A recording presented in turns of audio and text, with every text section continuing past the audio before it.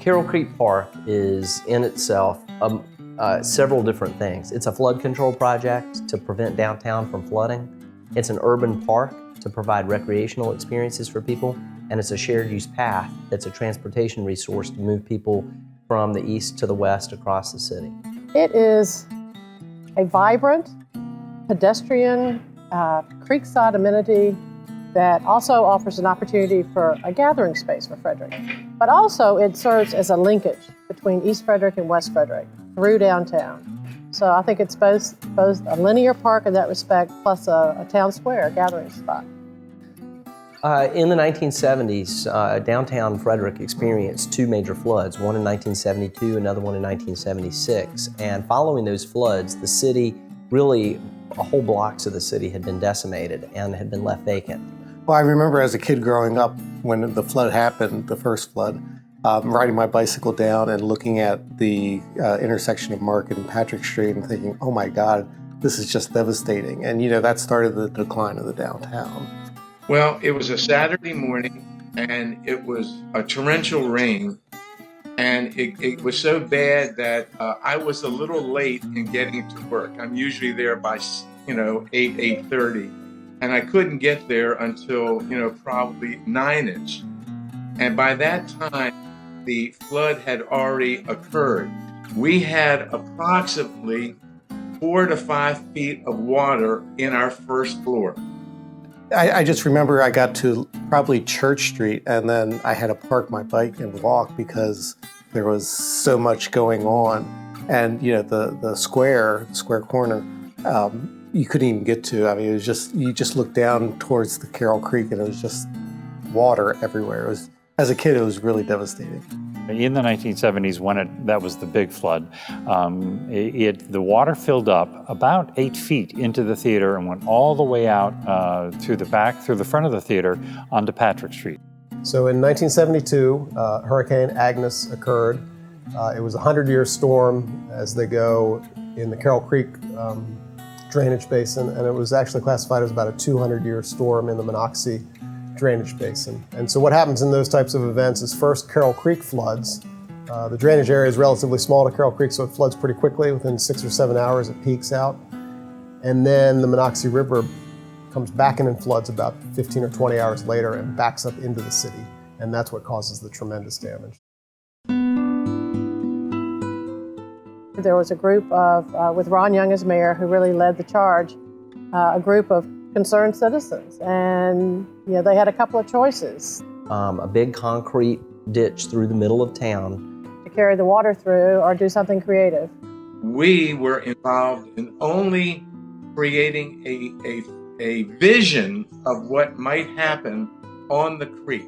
And so we had this land in the heart of our downtown that was primed for development once the flood issue was taken care of.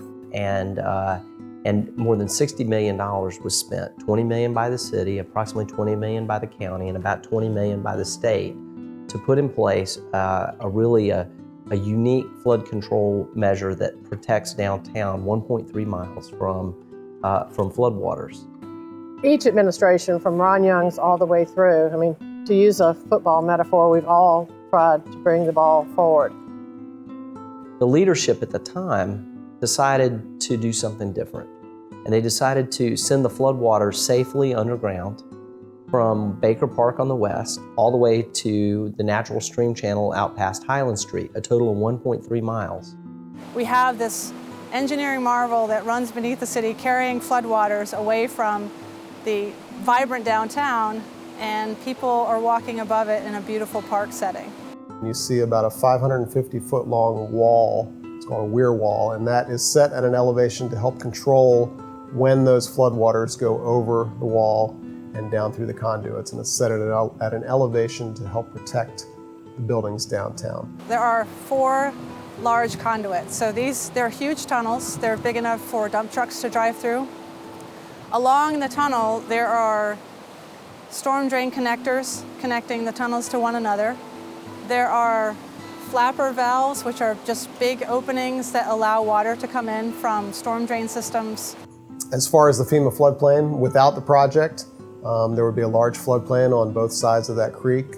With the flood control project, now those waters are squeezed down and sent through those 4 large culverts. So those properties have been removed from the floodplain. So while we may get some localized flooding during a large rain event, we won't get the massive flooding that we would have otherwise had without the culverts and the storm drains.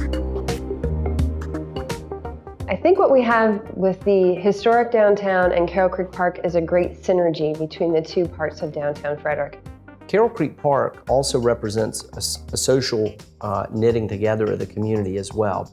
When you have an environment where you have a tremendous community outreach, it has to have some place to situate itself, and Carroll Creek is that place. The suspension bridge that we designed and built, which was is an iconic figure or feature in the park, was named after William O. Lee, a former alderman in the city and one of our first African-American elected leaders. Well, the Carroll Creek Park is, in the world of transportation, we refer to it as a ribbon facility or a linear facility, and it's one that interacts with automobiles, but it also suffices for bicyclists and pedestrians. For, the person that's commuting to Washington, D.C., and they're taking the MARC train, it provides a connection. It provides a transportation resource. Transportation was always a key component of the potential here.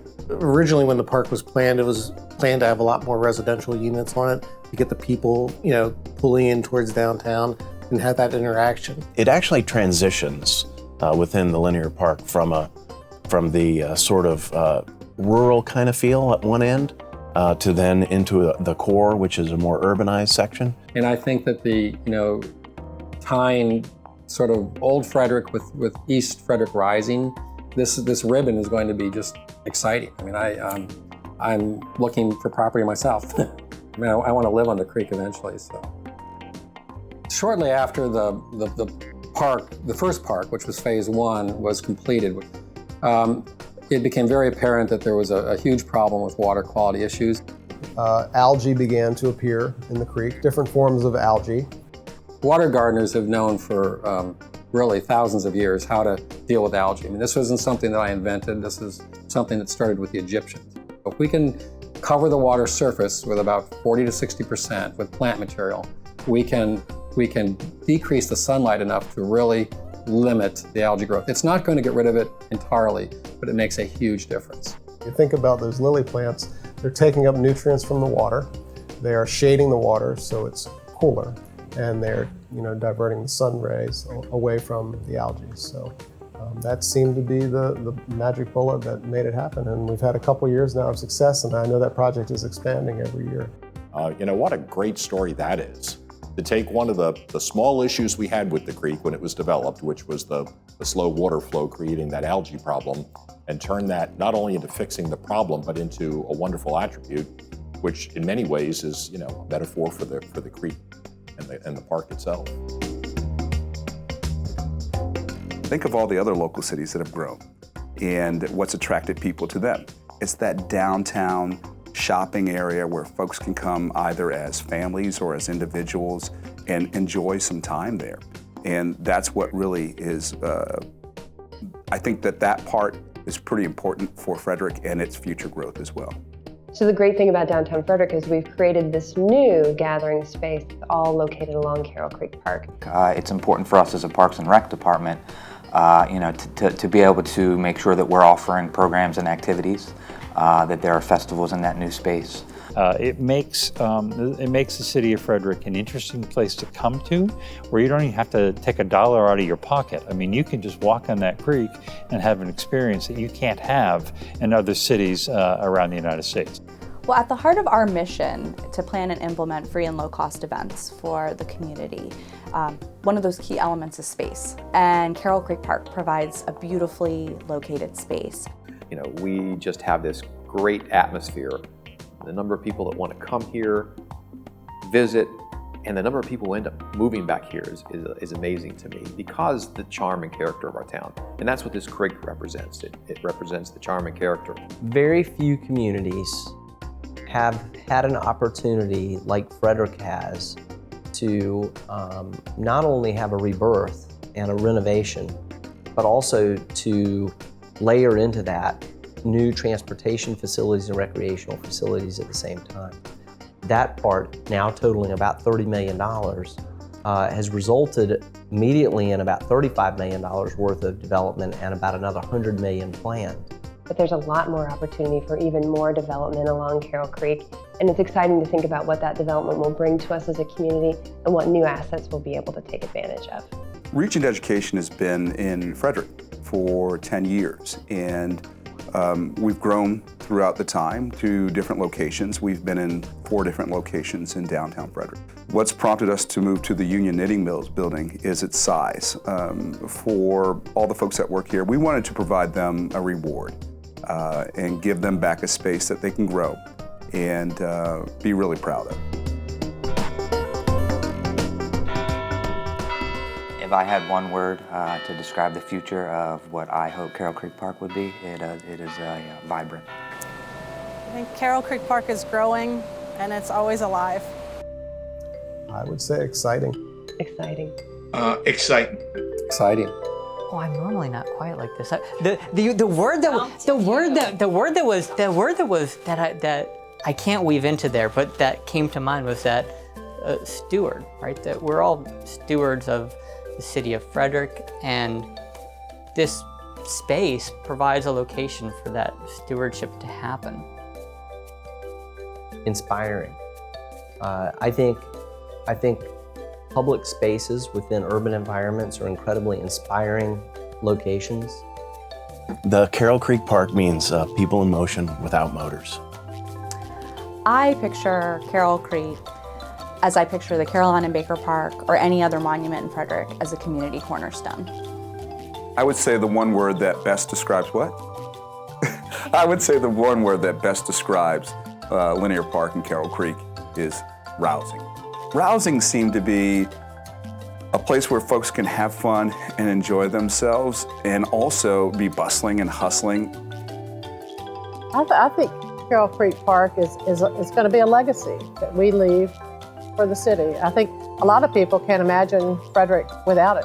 I would say the Carroll Creek Park is just really successful. I mean, on all aspects. It's brought attention to the city. It's doing what it's supposed to do. So it's a very successful project. Resurgence. Growth. Destination. That's what we've created this creek for. The main thing is to have a place that people come and want to see something in particular. And once they get to that, and that's what they're looking for, they're going to see the charm and character of the rest of our town. So destination is what it should be.